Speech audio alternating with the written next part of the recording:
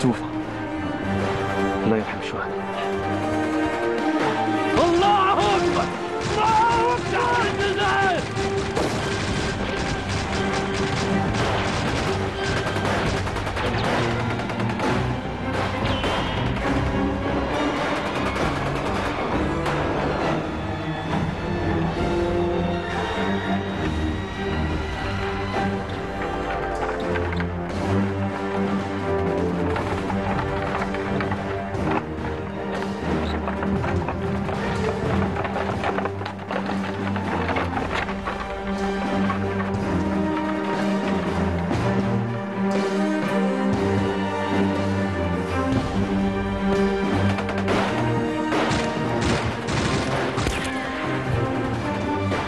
لقيت الصدق، راك مجروح. ماشي حاجه ما كان والو. اسمع كاش رصاص ولا ما بقاش بزاف. حسب لي في زوج ولا ثلاثه من هذوك الكلام.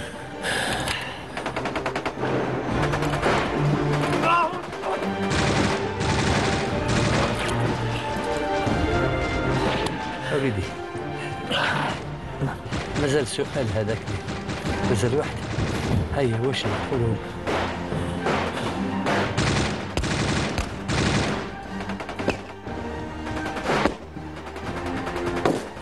شفيت نهار على القطار اللي تحرك في المخيم في الغابة وحنا صغار. ايه شفيت.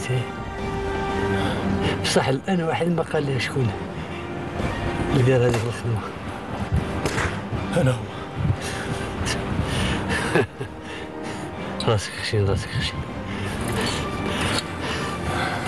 راك مسامح راك مسامح.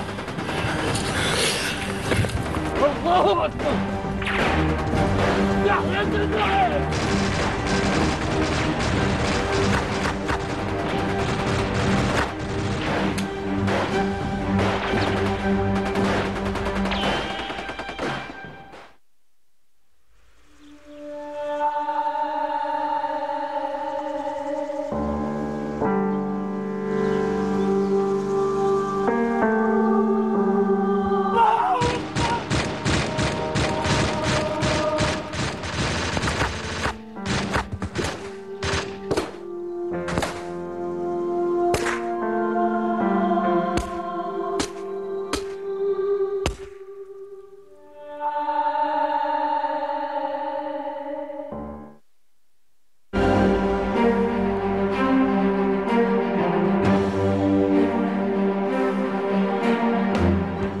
Et on est de retour sur le plateau, bien sûr, de l'émission spéciale célébration, commémoration du 71e anniversaire du déclenchement de la glorieuse révolution de novembre 1954 que vous propose Canal Algérie. On est là depuis 8 h du matin et ça va se dérouler jusqu'à minuit avec nos différentes équipes, avec nos différents plateaux et avec nos différentes émissions. Et il faut savoir qu'on a commencé déjà avec le Bonjour d'Algérie, des invités et puis des plateaux, des duplex à travers bien sûr nos différentes stations régionales. Et puis on a enchaîné avec Hakim Khroud et le sport, entrecoupé avec un magnifique documentaire de Bouzidou Hossein, Sawt al-Ahrar, et nous continuons avec cette équipe dirigée par Nabil Tribesh et avec Emir Nebesh qui vous parle et qui vous accompagne avec ses invités. Bien évidemment, on a parlé de la révolution de novembre, on a parlé des artistes, mais tout de suite, on a switché, comme on dit, avec un plateau dédié 100% au cinéma et à la révolution, et j'ai le plaisir d'accueillir un ami à la culture algérienne, un ami à la cinémathèque algérienne, Saïd Mehdaoui, réalisateur, cinéaste. Bienvenue à vous et merci d'avoir accepté notre invitation. C'est moi qui vous remercie, cher Nabil, et aussi un ami de Amir Nebash. Et je te remercie pour cette invitation en ce jour de fête. Ouais. Et voilà, et très content aussi d'être accompagné avec mes jeunes amis, Riyad et Nada. Voilà, c'est Saïd Mehdaoui qui fait la présentation maintenant de mes invités. Donc c'est notre nouveau animateur à Canal Algérie. Donc je présente bien sûr Nada Aïssani, hein, donc jeune comédienne qui est à l'ISMAS d'ailleurs, tiens, en ce moment. C'est ça, j'ai la bonne actualité.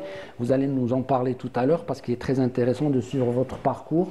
Et c'est intéressant aussi de comprendre cette démarche artistique qui est aussi dédiée à ces travaux, à ces engagements engagement pour montrer l'histoire de notre pays. On en parlera bien sûr avec cette expérience magnifique, celle du citoyen Chollet. Vous avez brillé en jouant le rôle de Claudine Chollet, la femme à notre, bien sûr, ami de tous les jours, Chollet, Pierre Chollet, bien sûr, qui a tant donné pour l'Algérie pendant la Révolution, après la Révolution et dans l'édification du pays.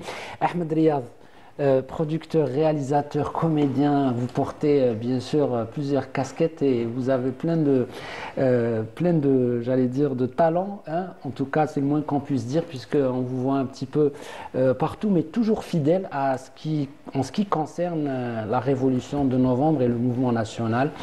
Vous allez nous en parler. Il faut dire que vous vous êtes déplacé de Constantine pour venir nous accompagner. Le débat est ouvert parce que justement on vient de voir un extrait de votre film, Le Scout. Vous étiez aux côtés de Arslan Ouarari, bien sûr. Et ce qui est important, c'est justement, on a décidé de vous inviter parce que votre parcours est assez singulier, captivant. Pourquoi tant d'importance, selon vous, Ahmed Riyad, pourquoi vous donnez tant d'importance justement à la Révolution de novembre, le scout, le pêcheur, le facteur, et vous avez bien sûr ce film magnifique, Zahir Dalem, et vous continuez, et vous me dites que c'est important, Amir, de travailler sur cet aspect-là, parce que notre histoire est tellement grande, et que il est important d'enrichir la filmographie algérienne, bien sûr, dans ce volet-là de films révolutionnaires consacrés à la guerre de libération. Oui, d'abord, merci pour l'invitation. Il faut ne pas oublier une chose très importante, c'est la mémoire. C'est-à-dire il faut préserver la mémoire nationale. Oui. Pour préserver, il faut faire beaucoup de films, cinéma, beaucoup de téléfilms pour garder ça pour la nouvelle génération et pour la jeunesse. Et c'est ce qui a fait qu'on a pu faire tous ces films grâce à la télévision algérienne, bien sûr. C'est le facteur avec Sid Ahmed Dagoumi, le scout avec Arslan, l'évasion, le marin. Oui, le marin aussi. Voilà, c'est un très beau film avec Chlouch, avec beaucoup de comédiens. Et ça, c'est pour donner une nouvelle signature, c'est-à-dire un nouveau basma jdida pour la jeunesse, pour qu'ils savent ce qui a été, c'est-à-dire réalisé par les militants. Exactement, au moment de la Révolution. Magnifique, parce qu'il y a un autre point très très important, parce que vous venez de le citer, vous venez de les citer, les titres de vos films, c'est toujours lié à un métier, un corps de métier. Je ne sais pas si je dis les choses correctement, en tout cas le marin, le scout, le facteur. C'est une manière de dire que cette révolution a été partagée par tous les Algériens, toutes les Algériennes. Voilà, même le dernier film que j'ai fait, Zahir Dalem, il parlait d'un handicapé. C'est-à-dire, je voulais rendre hommage aux handicapés algériens à l'époque de la Révolution. Et je voulais dire qu'il n'y a pas que, certes, il y avait des cerveaux, comme l'Arbi Belmehdi, des Douche Mourad, c'est des gens, mais il y avait, c'est-à-dire, un handicapé a pu faire la Révolution. Ça, c'est un message pour la jeunesse, c'est-à-dire, quand un handicapé arrive à faire cette révolution, vous, les jeunes, il faut vraiment, c'est-à-dire, il faut vraiment prendre cette révolution comme inspiration, mais la révolution qui nous attend peut-être aujourd'hui, c'est celle de l'édification, du savoir, de la connaissance, et du développement. C'est ça ce qu'il faut. C'est ça ce qu'il faut, et elle doit commencer dès les débuts, c'est-à-dire dès le début de la famille, c'est-à-dire il faut que... Comme une éducation. Exactement, ça commence du foyer. D'abord, il faut les parents, c'est-à-dire racontent à leurs enfants, racontent des histoires de guerre. Comme nous, on a été comme ça. C'est nos grands-mères qui ont fait de nous ce qu'on est en train de faire maintenant. Il faut commencer de ça. Et puis c'est l'école, l'éducation. Et puis c'est nous, le cinéma. Il faut donner un message. Effectivement. Saïd Mehdaoui, vous avez fait un excellent documentaire. Et à chaque fois qu'on a l'occasion de le diffuser à la télévision algérienne, on le fait parce que c'est un travail de mémoire, c'est un travail très très important, surtout en matière de préservation et de sauvegarde de ces témoignages. Je parle des cinéastes de la liberté. Vous avez bien sûr voilà, pu interviewer René Vauthier alors qu'il était malade, Chollet aussi alors qu'il souffrait aussi. Donc ce sont des témoignages précieux que vous avez pu sauvegarder encore une fois. Je propose bien sûr à nos amis téléspectateurs de suivre cet extrait des cinéastes de la liberté et on va avec vous parler justement de la participation de ces cinéastes, de ces journalistes, de ces photographes qui ont épousé la cause du peuple algérien pour dénoncer le colonialisme et participer après l'indépendance au développement du pays. On regarde les cinéastes de la liberté signé Saïd Mahdaoui. Chanderly, son frère, était le représentant du FLN à New York. En quelque sorte, il réalisait et produisait des images qu'ils envoyaient et son frère, au niveau de l'ONU, essayait de sensibiliser certaines nations, certaines délégations étrangères sur le bien fondé de la révolution algérienne. Un personnage d'une affabilité, d'une bonhomie, un artiste réellement affable et amoureux de la caméra, amoureux du cinéma. Jamal avait, comment dire, c'était un œil. Il voyait les choses.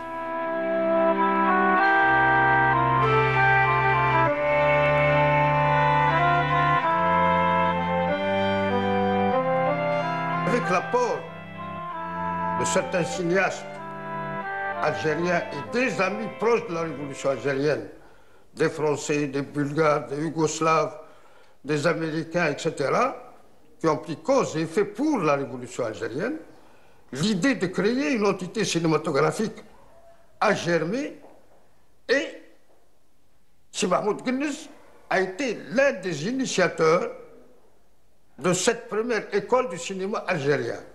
C'est en 1957 que j'ai pu entrer en Algérie. Il est évident qu'on ne pouvait pas entrer en Algérie avec une caméra sans avoir des contacts avec les Algériens qui se battaient. Et c'est en Tunisie qu'on a eu les contacts. Je projetais, moi, les films que j'avais tournés en France, dont Une nation, l'Algérie. Et puis, des Algériens sont venus voir les projections à Tunis. Et c'est eux qui m'ont dit ensuite, c'est vrai que tu souhaites entrer pour tourner ce qui se passe à nos côtés en Algérie. J'ai dit oui, bien sûr. Et c'est comme ça que Mahmoud Gunnez m'a introduit auprès des gens de sa wilaya et on s'est retrouvés, je me suis retrouvé avec ma caméra au milieu de combattants algériens dans la région de Tébessa. Les premiers films qui ont été tournés, d'ailleurs, c'était l'attaque et le déraillement du train de Luanza.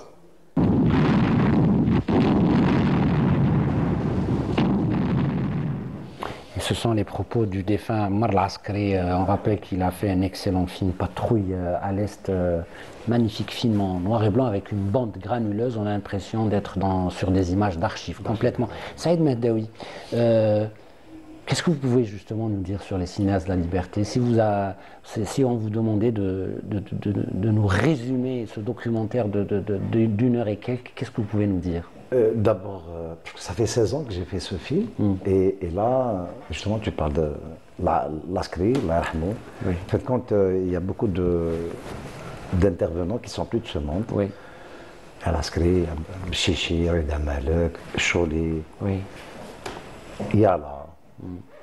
Donc, on est parce que là, c'est une journée de joie, parce qu'on est. On fête le 1er novembre, mais en même temps, on commémore c'est une commémoration de ceux qui se sont sacrifiés pour ce pays. Et bon, ils ont eu un apport extraordinaire dans le récit de ce documentaire. Oui.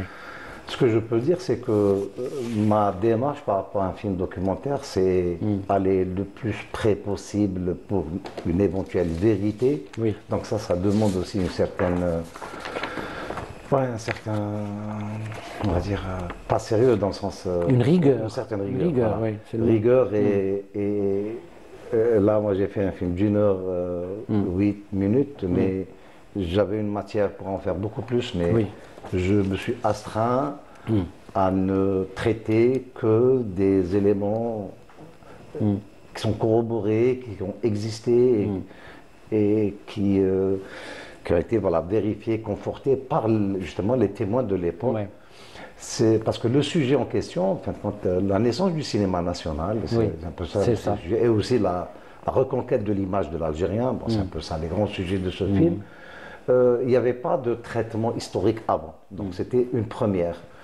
Là, on est en 2009 quand j'ai fait ce film, et il n'y avait pratiquement pas d'archives ou de textes ou de référents pour travailler dessus. Et heureusement qu'il y avait des personnalités aussi de cette qualité avec qui, disons, on a réussi à immortaliser justement ces faits et ces expériences et ces trajectoires. Saïd Madaoui, justement, ce qui est aussi important dans ce film, c'est que on y retrouve des photos inédites, hein, comme celle de Jamaldine Chandarli. Je crois qu'on ne l'a pas vue, on l'avait pas déjà vu cette photo. Je ne sais pas comment vous avez fait pour récupérer ces clichés et cette iconographie. Voilà. Alors Chandarli, on n'en parlait pas beaucoup, c'est ça le drame. Parce que Chandarli, après l'indépendance, il était en Algérie, il a fini projectionniste. Bon, ça, il n'a pas eu, en fin de compte. Lui, il voulait faire un film, hein, Chandarli. Et ça, je l'ai appris après, vraiment, des années, on va dire, avant de faire le film. Oui. Donc, je pense qu'il est parti un peu frustré de ne pas avoir fait son film. Alors que pendant la Révolution, il a fait les 2 courts-métrages fiction qui existent, Yasmina et Les Fusils de la Liberté. Ouais. Je crois que même le titre du long-métrage qu'il voulait faire, c'était Les Fusils de la Liberté. Et voilà, donc je crois qu'en faisant ce film, je l'ai un peu dépoussiéré de cette histoire et j'ai remis ce personnage qui pour moi est une personne extraordinaire, Chandarli, un peu à la page parce qu'il fallait qu'on revienne vers ces références et les mettre en lumière. En 2011, il y avait M. Chahel qui m'a rendu un hommage où j'ai participé avec Cholet, d'ailleurs ce jour-là, et j'avais demandé à ce qu'une salle soit baptisée salle de cinéma au nom de Chandarli. Et ça a été écouté. Là, on est en 2011 et la cinémathèque de Tlemcen qui venait d'être rénovée et restaurée porte le nom de Jamaldine a porté justement le Chandarli. Et là, je suis très content que voilà, un film a donné. En tout cas, une inspiration signée Pierre Cholet, qui vous a inspiré pour faire le premier documentaire, c'est-à-dire Les Cinéastes de la Liberté. Il vous a beaucoup aidé. Après, ça vous donne l'idée de faire complètement un documentaire sur Pierre Cholet, le citoyen Cholet. Et là, avec vous, vous entraînez des jeunes. Et ça, c'est ce qui est admirable, c'est ça. C'est justement passer le flambeau à une jeunesse. Et on a avec nous, bien sûr, Nada Aïssani, qui est une comédienne, qui est à l'ISMAS aujourd'hui et qui a campé le rôle de Claudine Cholet, l'épouse, bien sûr, de Pierre Cholet, le médecin, qui a été, bien sûr, quelqu'un qui était au cœur de la Révolution avec ceux qui ont mené la Révolution de novembre 1954. Nada, quand on interprète ce genre de rôle, qu'est-ce qu'on vit intérieurement? À quoi on pense? À cette responsabilité que le réalisateur nous met sur le dos comme ça parce qu'on porte des personnages forts et charismatiques. Bon, merci pour l'invitation. Je suis très heureuse de faire partie de ce plateau. Et concernant la responsabilité que l'acteur ou le comédien ressent lorsqu'il incarne ce genre de personnage, c'est un ressenti très profond. C'est de l'honneur, c'est de la grandeur. On essaie autant que comédien et acteur d'être à la hauteur de ces personnages. Est-ce que ça vous inspire justement à plonger dans l'histoire de Cholet? C'est-à-dire peut-être que les jeunes d'aujourd'hui ne connaissent pas tous, ou peut-être toutes ne connaissent pas le parcours, la trajectoire de ce médecin qui a tout sacrifié pour la liberté de l'Algérie. Est-ce que ça vous incite justement à aller chercher des livres pour connaître son parcours, à aller peut-être même partager avec vos amis des histoires comme ça sur des révolutionnaires, sur des personnalités? Justement, moi-même, je ne connaissais pas Cholet. Avant que M. Madaoui me le fait présenter. Et lorsqu'il m'a raconté l'idée du film, j'ai lu le livre qui parlait justement de son parcours lui et sa femme, parce que comme vous savez, incarner un personnage historique, c'est pas de l'improvisation, c'est pas de l'imagination, c'est pas de donc c'est des vérités. Il faut qu'on soit conscient de la responsabilité qu'on a sur le dos. Surtout quand il s'agit d'un docu-fiction, c'est-à-dire c'est un documentaire. Donc moi, j'ai eu l'occasion de même connaître leur fils Luc, que je salue. J'ai parlé avec lui, je l'ai questionné même par rapport à sa mère, comment elle était, etc. etc. Ça m'a beaucoup aidé dans l'incarnation. Qu'est-ce que vous gardez de l'expérience avec Saïd Mahdaoui, de ce film? Beaucoup de choses, beaucoup de choses. Notamment quand peut-être le film a fait le tour des salles et qu'il a reçu bien sûr des félicitations et que le film a été bien perçu finalement. Oui, j'étais très contente et je suis toujours contente de présenter et représenter ce film partout. Et je remercie M. Mahdaoui pour cette expérience qui était enrichissante.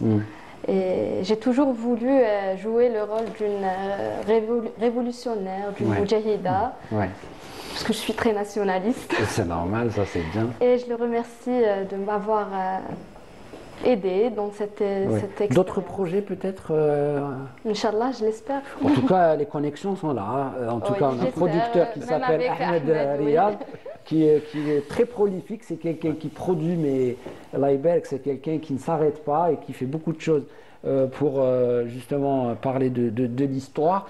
Et puis sur cette Algérie justement qui bouge, sur cette Algérie qui se développe, cette Algérie qui avance, il y a des jeunes qui sont derrière. Et pas que dans le cinéma, mais dans d'autres domaines, c'est-à-dire dans l'industrie, dans le sport, dans les sciences, dans l'informatique, la communication.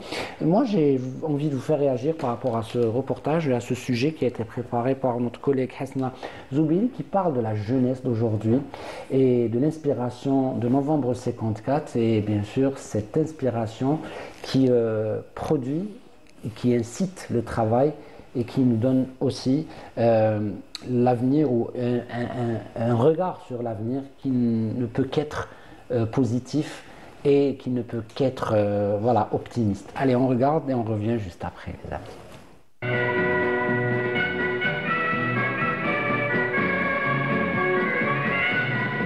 Ils avaient 20 ans à peine, leur rêve était simple, vivre libre, parler leur langue, aimer leur terre. Mais face à l'injustice, ils ont choisi la grandeur. Ils ont quitté leur foyer, leur famille, leur jeunesse pour écrire avec leur sang le mot liberté.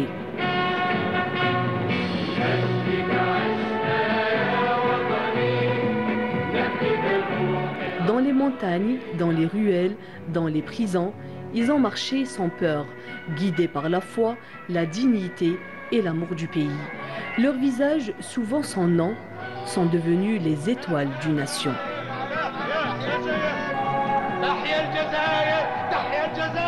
Leurs cris étouffés par la guerre résonnent encore dans le vent des montagnes. Tahia al-Jazair.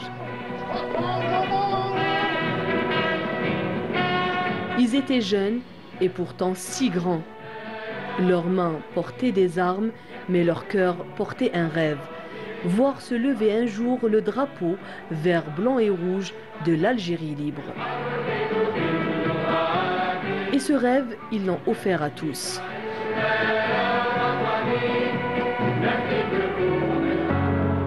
Aujourd'hui, une autre jeunesse marche sur leurs traces, une jeunesse qui n'a pas connu la guerre, mais qui connaît les luttes silencieuses, celles du savoir, du travail, du courage quotidien. Ces jeunes bâtissent, créent, inventent. Ils transforment la flamme de la révolution en lumière d'avenir. Ils ne portent pas le fusil, mais ils portent l'idée, celle d'une Algérie forte, juste et fière. Leur champ de bataille, c'est l'école, l'usine, le laboratoire, l'écran, la rue. Leur arme, c'est la connaissance. Leur espoir, c'est le progrès.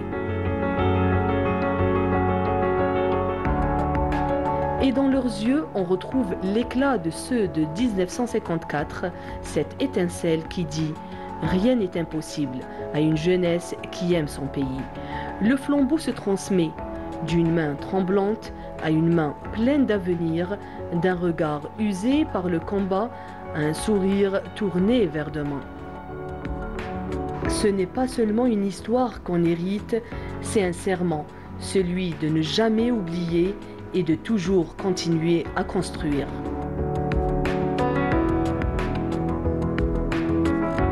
Les jeunes d'hier ont libéré la patrie. Les jeunes d'aujourd'hui la font respirer, la font avancer, la font rêver.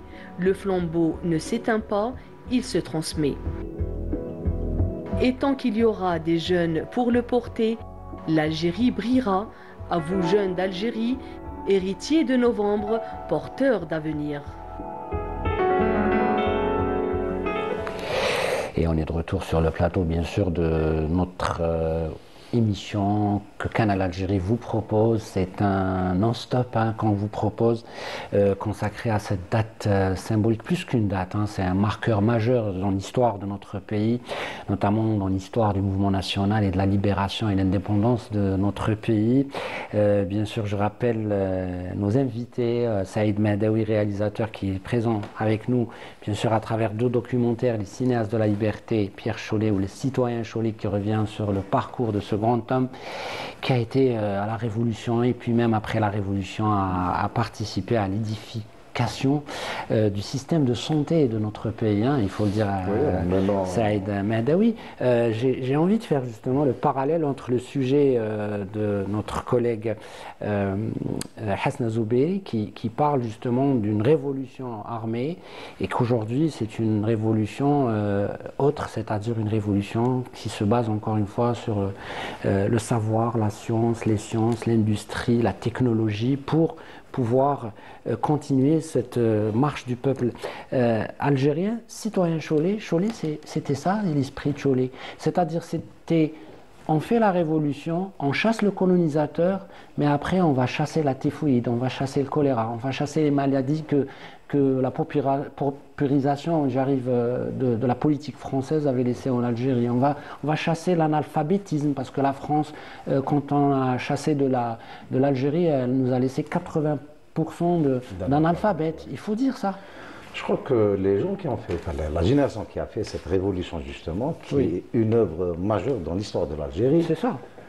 Ils étaient imprégnés d'un certain état d'esprit que moi je valorise au plus haut niveau. Pierre Chollet en fait partie de cette génération et en faisant ce travail sur ce biopic sur Pierre Chollet, c'est aussi par rapport à cette génération qui a fait les deux batailles, les deux combats. Le combat pour la révolution et le recouvrement de l'indépendance de l'Algérie, mais aussi un autre. Il y a eu un grand, vraiment, le djihad akbar, comme on dit chez nous. Et c'est pour reconstruire ce pays qui était laissé après l'indépendance, j'allais dire, on dit, mais sans passation de consigne. Si on prend l'exemple de l'hôpital, du système de santé, juste après l'indépendance, il y avait beaucoup de lits, mais sans tout ce qui va avec. Beaucoup de gens, bon gré, mal gré, je parle des gens qui travaillent dans la santé, les médecins, les infirmiers, etc., qui étaient européens et qui sont partis juste après l'indépendance. Pour la plupart, en ayant peur des exactions de l'OAS aussi, il faut peut-être le rappeler. C'est l'OAS qui a imposé l'idée, le cercueil ou la valise ou le cercueil, c'était l'OAS, c'était pas le FLN.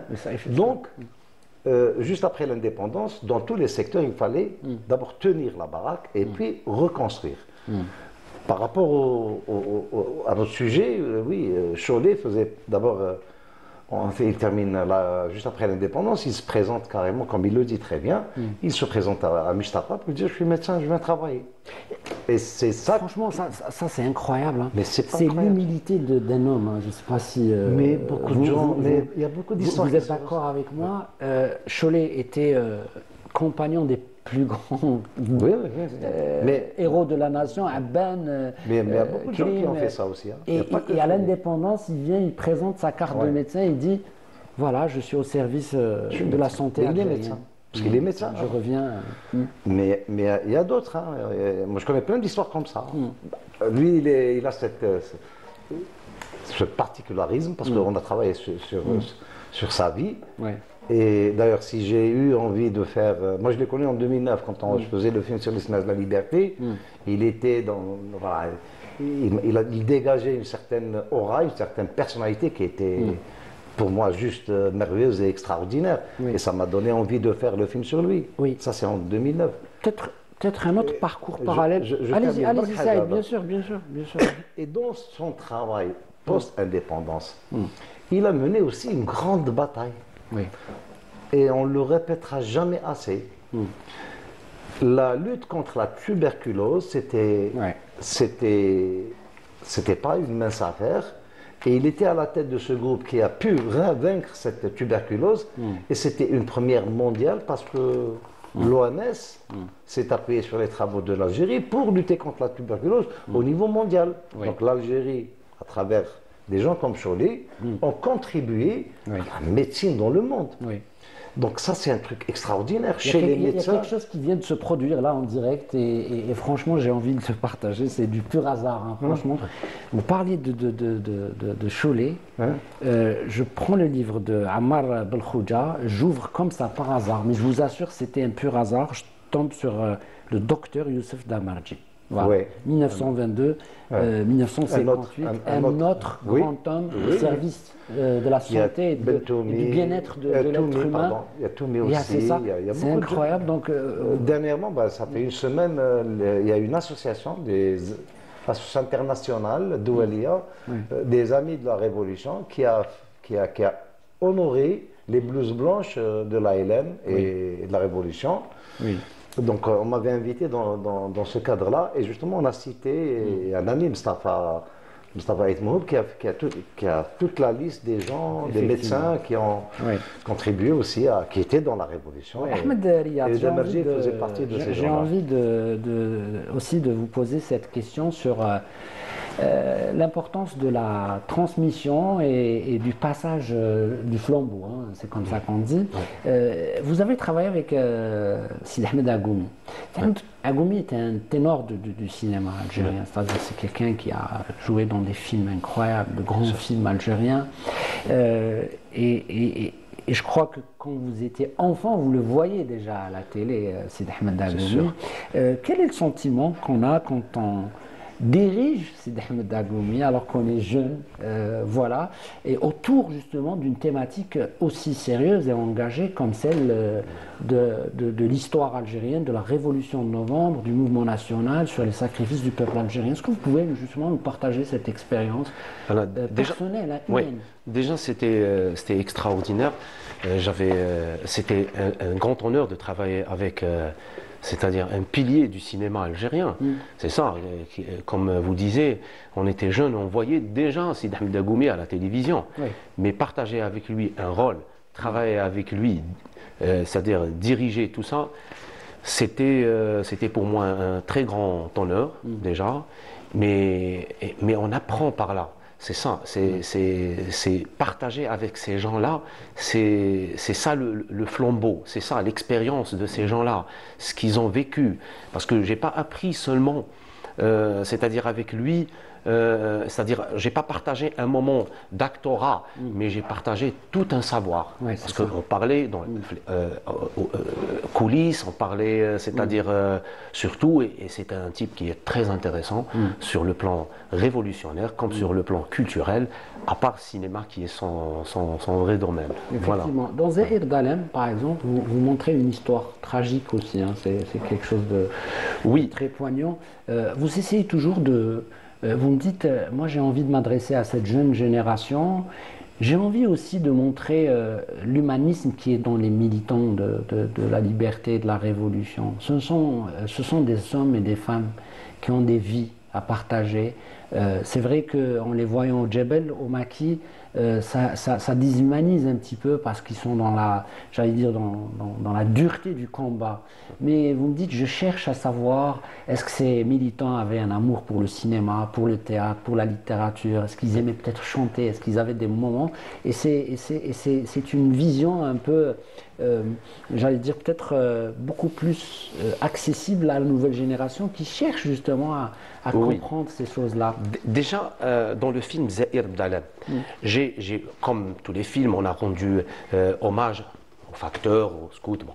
Mais comme je disais auparavant, on rendait hommage à un handicapé. Mais cet handicapé, on lui a donné, c'est-à-dire, entre parenthèses, il était artiste.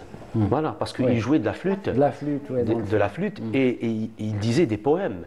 C'est-à-dire, je voulais rendre hommage à l'artiste algérien qui a contribué. C'est un tout, on voulait tout dire, mélanger et dire beaucoup de choses aux jeunes Algériens. Peut-être l'exemple le plus édifiant de la sauvagerie, je ne sais pas si les mots sont exacts, mais en tout cas la sauvagerie du colonisateur français s'est exprimée dans son pur paroxysme, je crois, par rapport à Ali Maashi qui a été assassiné dans des conditions terribles, atroces. Son seul crime, c'était le fait qu'il écrive des poèmes et qu'il chante et joue de l'instrument.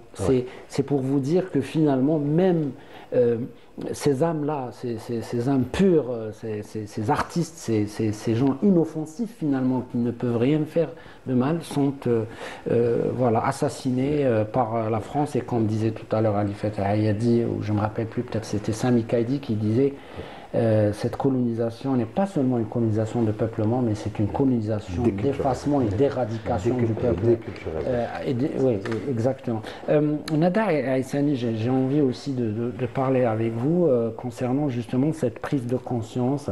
Vous qui êtes très active sur la scène culturelle, vous participez à des festivals, vous vous déplacez pour voir le cinéma.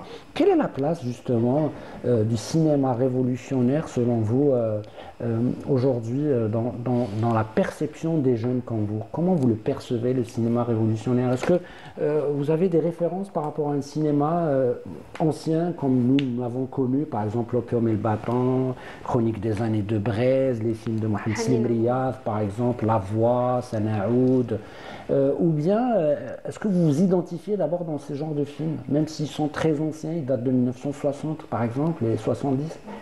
Alors, comme une personne qui s'intéresse beaucoup à l'histoire du cinéma algérien, donc tous les noms des films que vous avez cités, je les ai vus, je les ai connus. J'ai lu des critiques sur ces films-là, j'ai assisté à des assises, des masterclass qui parlent justement de ces films-là. Et autant que jeune algérienne, je pense que c'est à nous, les jeunes, cinéastes ou qui s'intéressent à la culture, c'est très important de s'identifier dans ces films-là pour connaître la vraie responsabilité qu'on a autant que jeunes pour se payer. Parce que ces gens-là, ils ont fait des choses merveilleuses avec le peu de moyens qu'ils avaient. Peut-être si je vous pose comme ça, peut-être une question, on est en direct, hein, donc il n'y a pas de préparation, peut-être pour dire qu'on est dans un feeling et qu'on parle avec le cœur, c'est important parce qu'aujourd'hui c'est une célébration importante et c'est une commémoration importante. Qui sont les comédiennes, ou quelles sont les comédiennes que vos références algériennes, peut-être si je vous pose comme ça la question, à travers justement des prestations dans des films révolutionnaires? Alors, il y a une comédienne qui était une comédienne très rebelle et engagée, que j'aime et qui m'inspire beaucoup, Allah yarhamha, c'est Sonia. Sonia, il y avait Dalila Hlilou aussi dans le théâtre. Donc, ces deux comédiennes, ils étaient dans le théâtre et le cinéma aussi. Il y a de grands noms. Bien sûr, j'imagine que Keltoum, bien sûr, c'est normal. C'est ça. En tout cas, je sais qu'au niveau de l'ISMAS, je sais que ça discute, ça parle, on compte sur vous justement pour passer le message et que finalement des livres comme ça, des parcours comme ça, il faut les chercher pour en ressortir des films et des documentaires. Effectivement, pour faire des documentaires et s'inspirer de votre réalisateur Saïd Mehdaoui. Merci beaucoup, Nada Haïtani, d'avoir accepté notre invitation et d'avoir participé dans cette émission spéciale célébration et commémoration du 71e anniversaire du déclenchement de la révolution de novembre 1954. Merci beaucoup, Ahmed Riyad, d'avoir fait le déplacement depuis la ville de Constantine, et à travers vous, on salue tous les habitants de Constantine et on vous porte ce message. Faites des films encore, on est là, et la télévision algérienne est là pour vous encourager, vous aider et à diffuser vos œuvres. Monsieur Saïd Mehdaoui, c'est un grand plaisir de partager avec vous un moment d'histoire, mais pas que, mais aussi de culture et de cinéma. Et pourquoi pas, parce que si on avait encore le temps, on aurait pu parler aussi de théâtre, j'en suis sûr, avec Saïd Mehdaoui. Et bien sûr, rendez-vous à la Cinémathèque algérienne, rue l'Arbi Ben Mehdi. C'est une adresse incontournable parce qu'il y a des films, il faut se nourrir de culture, et c'est important pour connaître l'histoire et la transférer, la sauvegarder, et la communiquer aux générations futures. Je remercie, mesdames et messieurs, le réalisateur de cette émission, Nabil Tribesh, Fatiha Ben Yesad, et puis Hassiba Hasnaoui, notre ami Anis Benkassi, et puis tout le staff, sans exception, du Studio 7 qui nous a soutenus toute cette journée et qui continue à travailler jusqu'au soir. Bien sûr, tout de suite, ma collègue Mounia Gharbi va prendre le relais avec son invité, notre ami Rebouh, qui a fait un documentaire intéressant à voir absolument sur Canal Algérie. Quant à moi, je vous donne rendez-vous à partir de la semaine prochaine pour une nouvelle émission consacrée à notre mémoire et à notre histoire. Je vous remercie. Bonne fête à toutes les Algériennes et à tous les Algériens. Gloire à nos martyrs et vive l'Algérie. Au revoir. Merci. Restez branchés sur Canal Algérie.